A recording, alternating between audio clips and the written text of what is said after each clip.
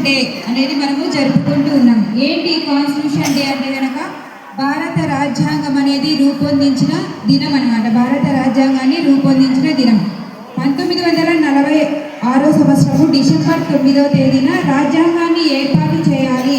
దేనికైనా సరే మనం ఏ పని చేయాలనుకున్నా కూడా మనకు ఒక ప్రణాళిక అనేది చాలా ముఖ్యం. అదేవిధంగా మన దేశాన్ని, భారతదేశాన్ని అనేక మంది రాజులు పరిపాలించారు. బ్రిటిష్ వాళ్ళు భారతదేశానికి రాకముందు అనేక మంది రాజులు భారతదేశాన్ని పరిపాలించేవాళ్ళు. వీరి తర్వాత బ్రిటిష్ వారు వచ్చినారు. వ్యాపార నిమిత్తం భారతదేశాన్ని పరిపాలించడం జరిగింది.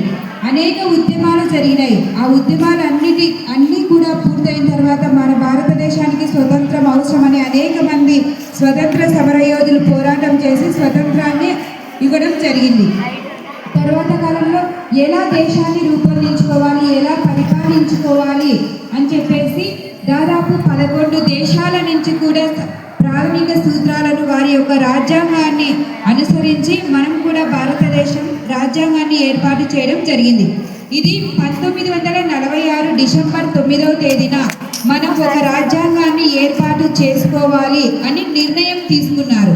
తర్వాత 1949 నవంబర్ 26వ తేదీన రాజ్యాంగం అనేది పూర్తిగా రచించబడింది, అంటే రూపొందించినారు. ఇది కరెక్ట్ అని చెప్పేసి ఇందుకు పట్టిన సమయం 2 సంవత్సరాల 11 నెలల 18 రోజుల సమయం పట్టింది.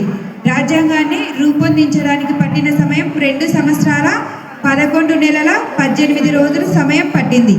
దాని తర్వాత డాక్టర్ బిఆర్ అంబేద్కర్ గారు ఈ యొక్క రాజ్యాంగాన్ని రూపొందించడానికి దాదాపు 11 దేశాల నుంచి, మన రాజ్యాంగం ఒక దేశం నుంచి కాదు 11 దేశాల నుంచి తీసుకొని స్వీకరించి దానిని రూపొందించుకొని మనం అమలు చేసుకుంటూ ఉన్నాం.